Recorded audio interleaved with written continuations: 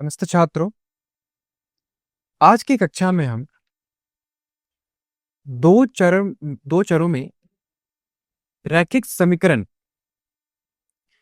के बारे में चर्चा करेंगे। इसमें हम आज एनसीईआरटी खंड 4.1 और 4.2 पर चर्चा करेंगे और साथ ही में हम उदाहरण 1 और 2 के साथ हम प्रश्नावली 4.1 के प्रश्नों को भी हल करेंगे।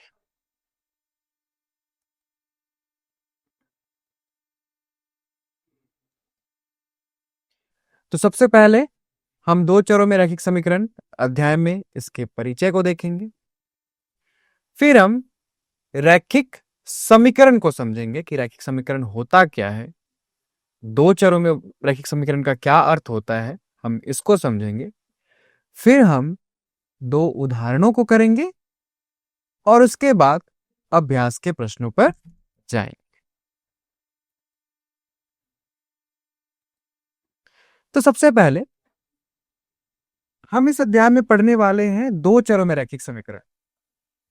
तो एक चर वाले रैखिक समीकरण हमने पढ़ा हुआ है, हमें पता है कि एक चर वाले रैखिक समीकरण क्या होते हैं। तो हम पहले एक चर वाले रैखिक समीकरण को याद करेंगे और उसके बाद उसी ज्ञान को, जो हमारे एक चर वाले रैखिक समीकरण है, दो चरों वाले रैखिक समीकरण पर विस्तरित करेंगे।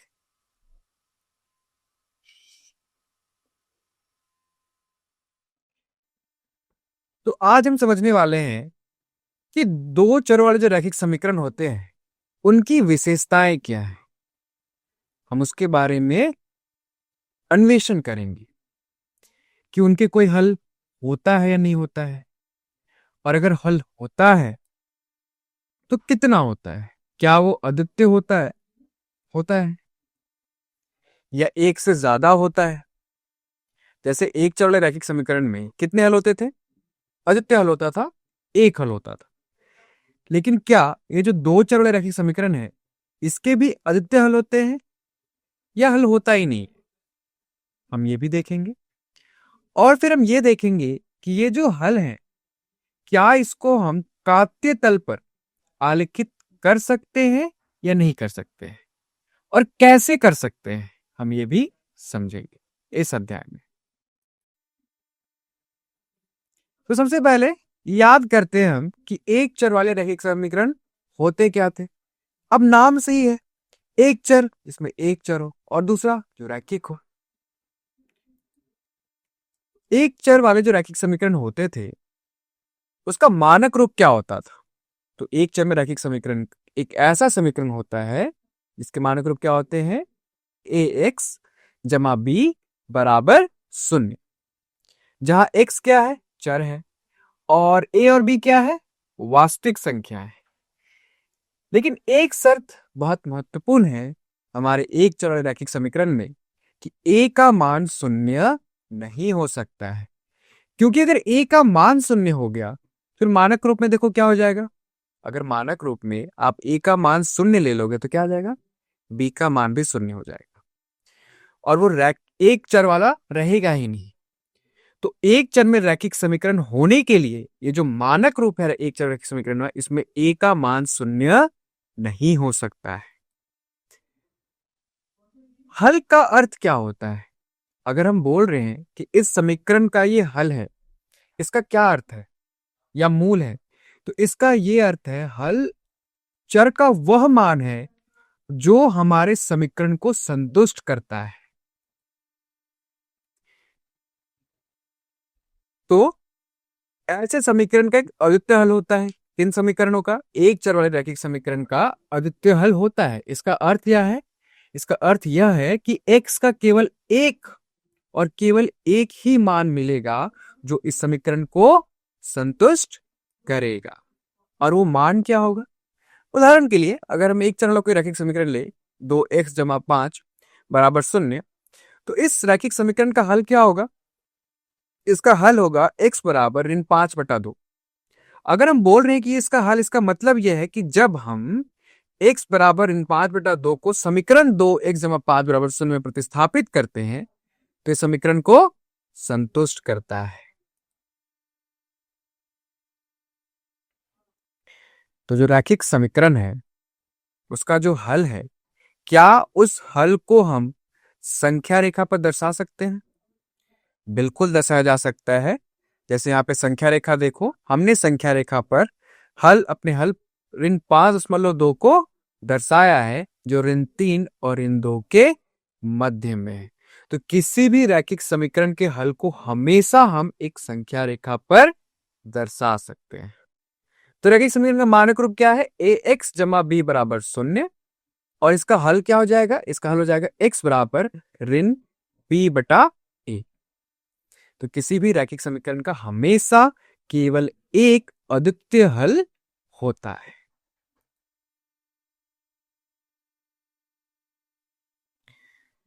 अगला देखो, अगर हम रैखिक समीकरण के बारे में बात करें तो किसी भी रैखिक समीकरण का हल अपरिवर्तित रहता है, मतलब हल बदलता नहीं।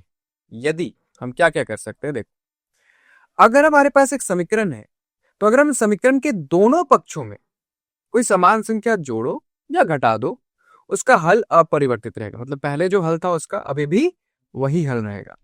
यानी इस नियम के हिसाब से अब हम अगर हमारे पास कोई रैखिक समीकरण है तो हम आसानी से उसमें कुछ जोड़ और घटा सकते हैं। लेकिन दोनों ओर, अगर तुम कोई संख्या जोड़ रहे हो तो संख्या घटाना भी जरूरी है।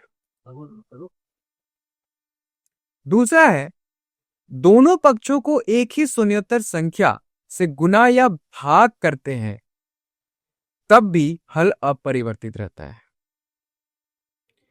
अब इसका मतलब है कि संख्या शून्य नहीं हो सकती, और तब अगर हम दोनों पक्षों में उस संख्या से गुना करो या भाग करो तो उसका जो हल पहले था अब भी वही हल रहेगा। ये बहुत ही महत्वपूर्ण नियम है किसी रैखिक समीकरण के लिए।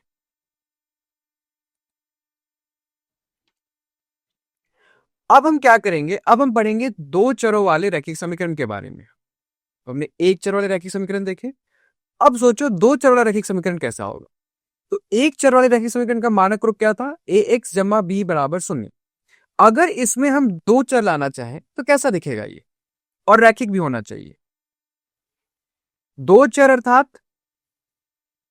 मतलब जहां पे दो अज्ञात राशियां हो।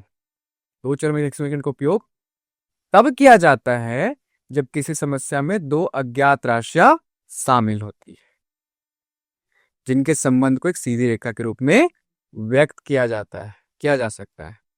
तो हम दो चर रैखिक समीकरण का उपयोग ही तब करेंगे, दो चर यानी दो अज्ञात राशियां और उनके मध्य जो संबंध है उसको हम एक सीधी रेखा के रूप में व्यक्त कर पा रहे हो।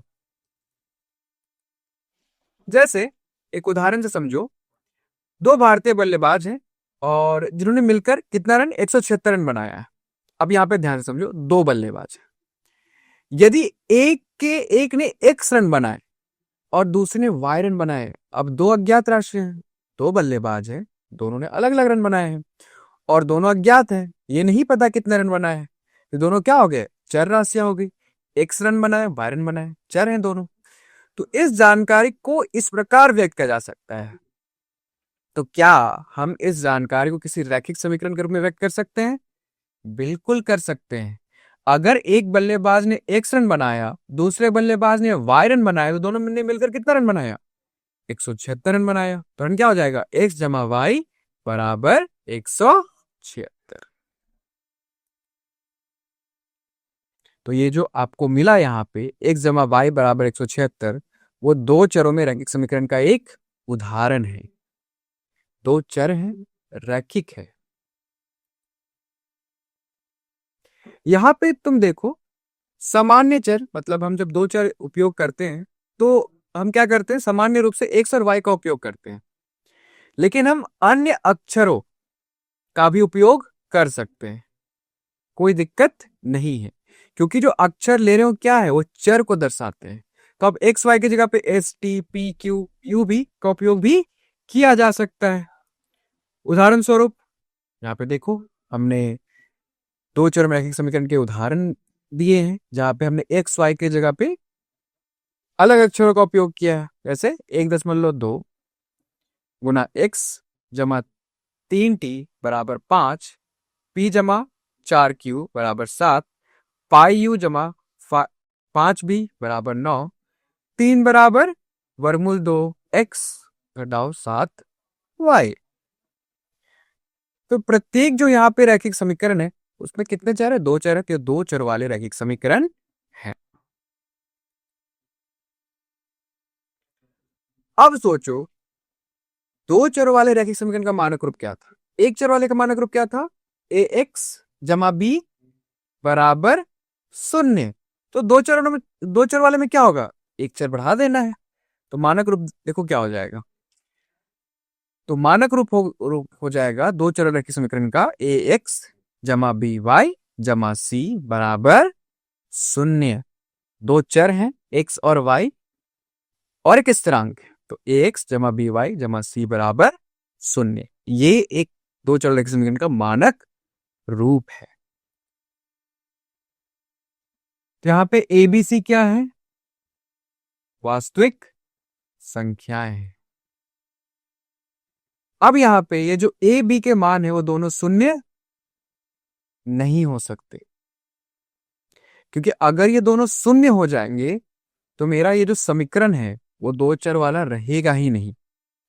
अगर तुम शून्य रख के देखो, अगर मान लो ए शून्य है तो ये रैखिक समीकरण हो जाएगा एक चर वाला। अगर दोनों शून्य है तो ये 2 चर वाला रैखिक समीकरण रहेगा ही नहीं। तो जरूरी है, महत्वपूर्ण है ये कि ए और बी दोनों शून्य ना हो। अब अगर हमारे पास कोई रैखिक 2 चर रैखिक समीकरण दिया हुआ है तो हम उसको क्या कर सकते हैं? इस मानक रूप में पुनर्व्यवस्थित कर सकते हैं। पुनर्व्यवस्थित करना इसलिए जरूरी है ताकि आप तुलना करके ए बी और सी का मान निकाल सको। जैसे यहाँ पे हमें 2 चर रैखिक समीकरण दिया क्या हुआ था? 1.2s जमा 3t बराबर 5। इसको हम पुनर्व्यवस्थित करके क्या लिख सकते हैं? 1.2s जमा 3t घटाओ 5 बराबर 0 लिख सकते हैं। अब देखो, अब ये जो हमने पुनर्व्यवस्थित किया है, क्या इसको जो 2 चर रैखिक समीकरण है उस मानक रूप से तुलना करके हम ए बी और सी का मान निकाल सकते हैं? बिल्कुल निकाल सकते हैं। ए का मान क्या हो जाएगा? 1.2, बी का मान क्या हो जाएगा? 3 और सी का मान क्या हो जाएगा? ऋण 5 हो जाएगा। तो इसलिए 2 चर रैखिक समीकरणों को पुनर्व्यवस्थित करना जरूरी है। अगला देखो, p जमा 4q बराबर 7। तो मानक रूप में क्या हो जाएगा? p जमा 4q, 7 को इधर ले जाओ तो ऋण 7 बराबर 0। अगला पाई यू जमा 5b v बराबर 9। तो ये हो जाएगा पाई यू जमा 5v घटाओ 9 बराबर 0। अगला है 3 बराबर है वर्गमूल 2x घटाओ 7y। तो ये हो जाएगा वर्गमूल 2x घटाओ 7y घटाओ 3 बराबर 0। अब हम क्या करेंगे? अब हम उदाहरण का हल देखेंगे।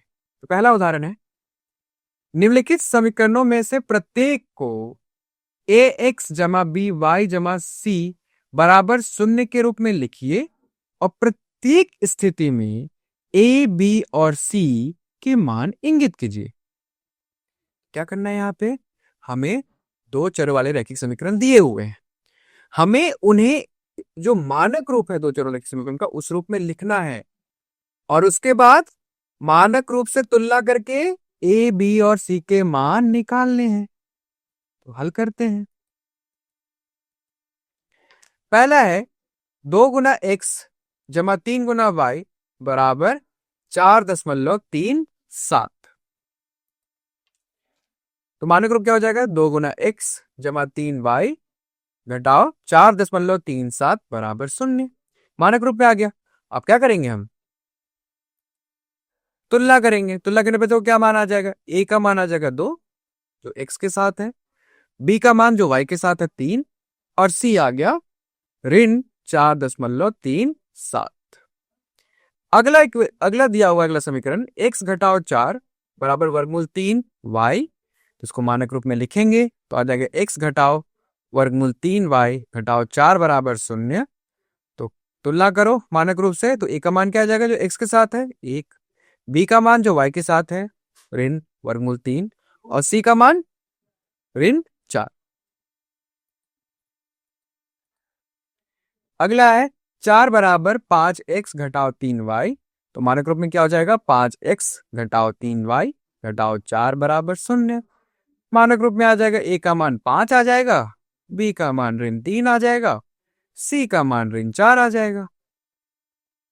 अब यहां पे ध्यान से देखो, जो हमने मानक रूप लिखा उसको एक और तरीके से लिखा जा सकता है।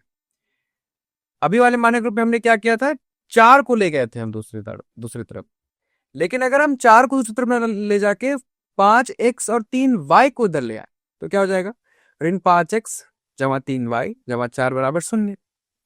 अब यहां से अगर तुलना करेंगे तो a का मान क्या आ जाएगा ऋण 5, b का मान आ जाएगा 3 और c का मान आ जाएगा 4, और दोनों ही सही है। अगला है 2 गुना x बराबर y, इसका मानक रूप क्या हो जाएगा 2 गुना x घटाओ y जमा 0 बराबर 0। तो यहां से देखो a का मान क्या आ गया 2 आ गया, b का मान ऋण 1 आ गया और c का मान क्या आ गया 0 आ गया।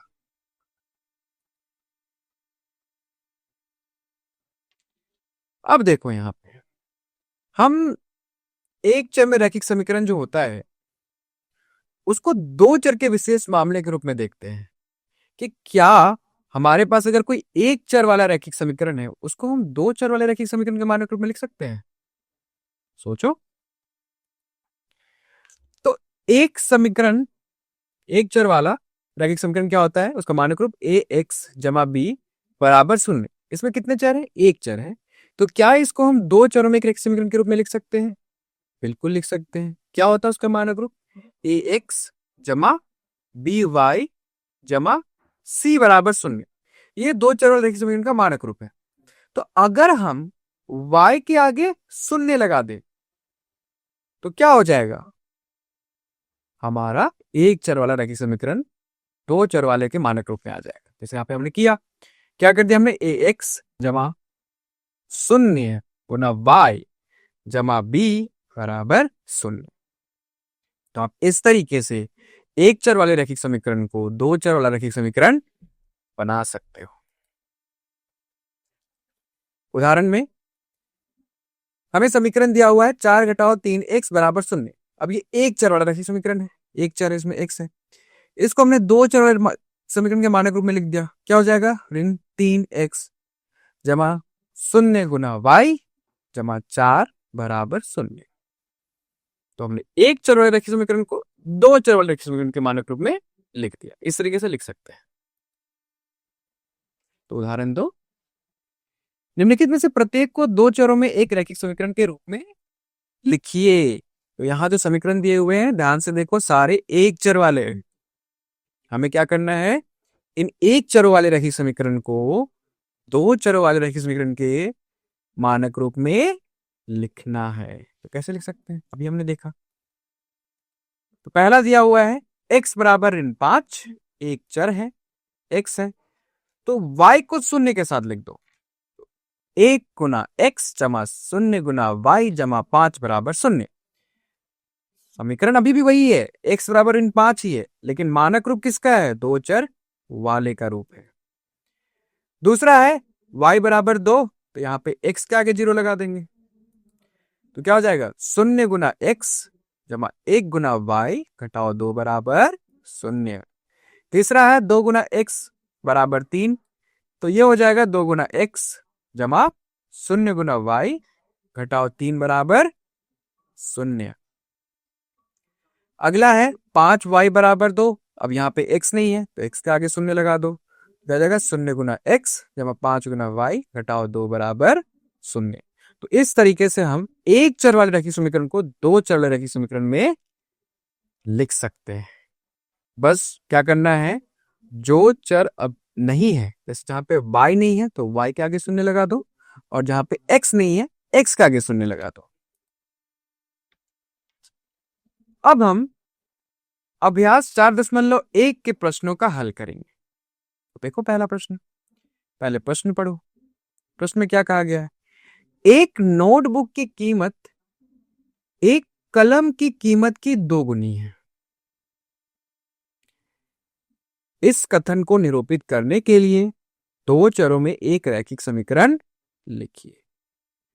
अब ध्यान से समझो क्या बोल रहा है, दो चरों में। तो पहले दो अज्ञात राशियां क्या है, नोटबुक है और पेन है। नोटबुक की भी कीमत हमें नहीं पता, पेन की भी कीमत नहीं पता, तो हमें मिल गई दो अज्ञात राशियां। तो इन दो अज्ञात राशियों को ही क्या कर लेंगे हम, चर मान लेंगे। नोटबुक की जो लागत है उसको मान लो x, और जो पेन की लागत है उसको मान लो y। सबसे पहले यही करना है, पहले यही ढूंढना है कि क्या अज्ञात राशियां हैं, और फिर उन अज्ञात राशियों को चर का नाम देना है। तो हमें यहाँ पे दिखा दो अज्ञात राशियां हैं, हमने दोनों को चर का नाम दे दिया। अब कुछ, अब देखो प्रश्न में दिया क्या है, लिखा हुआ है एक नोटबुक की लागत एक पेन की लागत की दुगनी है। यानी यहाँ पे x और y के बीच में संबंध दिया हुआ है, और जब तुम उस संबंध को गणितीय रूप में लिख दोगे वही क्या हो जाएगा, वही दो चरों में एक रैखिक समीकरण हो जाएगा। इसके लिए हल करते हैं। तुम्हारा नोटबुक की कीमत x है और पेन की कीमत y है। तो कथन के अनुसार, दिए गए प्रश्न के अनुसार क्या है, नोटबुक की कीमत कलम की कीमत की दोगुनी है। यानी नोटबुक की कीमत बराबर दो गुना पेन की कीमत, यानी x नोटबुक की कीमत बराबर दो गुना पेन की कीमत यानी y। तो x बराबर दो गुना y। तो क्या गया रही समीकरण, x घटाओ दो गुना y बराबर 0। तो ये तरीका होता है, हमें जो शब्द में दिया हुआ था समस्या, हमने उसको समीकरण का स्वरूप दे दिया। किसका उपयोग करके, चर का उपयोग करके। तो समीकरण क्या दर्शाता है कि नोटबुक की कीमत एक पेन की कीमत की दुगनी है। अगला प्रश्न, निम्नलिखित रैखिक समीकरणों को ax जमा by जमा c बराबर 0 के रूप में व्यक्त कीजिए और प्रत्येक स्थिति में a, b और c के मान बताइए। सबसे पहले क्या करना है, इसको मानक रूप में लिखना है और फिर हमें a, b और c का मान बताना है।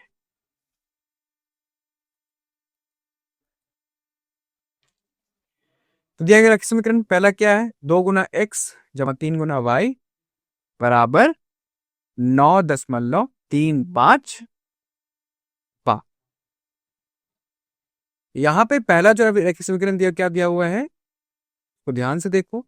फिर हम क्या करेंगे, इसको दो चर रैखिक समीकरण के मानक रूप में लिखते हैं। तो पुनः व्यवस्थित करने पे क्या मिल जाएगा, 2 गुना x जमा 3 गुना y घटाओ 9.35। अब ऊपर जो देख रहे उसका मतलब ये है कि जो 5 है वो बार बार आएगा, 9.35 5 5 5 5, वो रुकेगा नहीं, बराबर 0।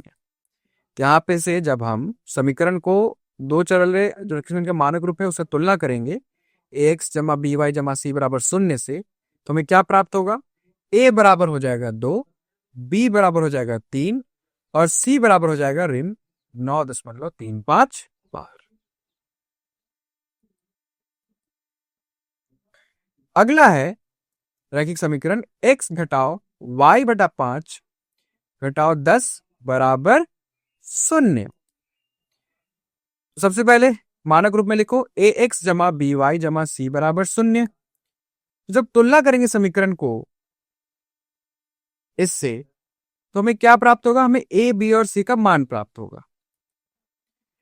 तब क्योंकि समीकरण पहले से ही मानक रूप में है तो तुलना कर दो, तो a का मान आ जाएगा 1, b का मान क्या आ जाएगा जो y के साथ है ऋण 1/5 और c का मान आ जाएगा ऋण 10। अब यहाँ पे ध्यान देने वाली बात यह है कि आपको ऋणात्मक लिखना है या धनात्मक लिखना है, इस बात पे भी ध्यान देना है। मानक रूप में क्या है, बीच में जोड़ है, लेकिन जो समीकरण दिया वहां पे क्या है, घटाव है, तो आपको ऋणात्मक लिखना होगा। अगला समीकरण दिया हुआ है ऋण 2 गुना x जमा 3 गुना y बराबर 6।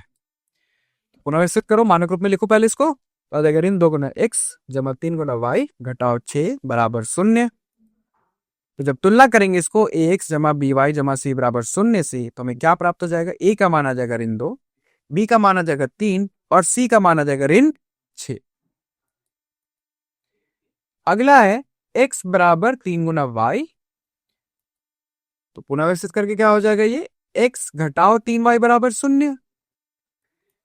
इसको मानक रूप से तुलना करेंगे तो ध्यान से देखो, यहाँ पे x जमा बी वाई जमा सी बराबर 0 है। तुलना करो, x के साथ क्या है, वो a का मान है, एक x के साथ क्या है, 1 है, तो a बराबर 1।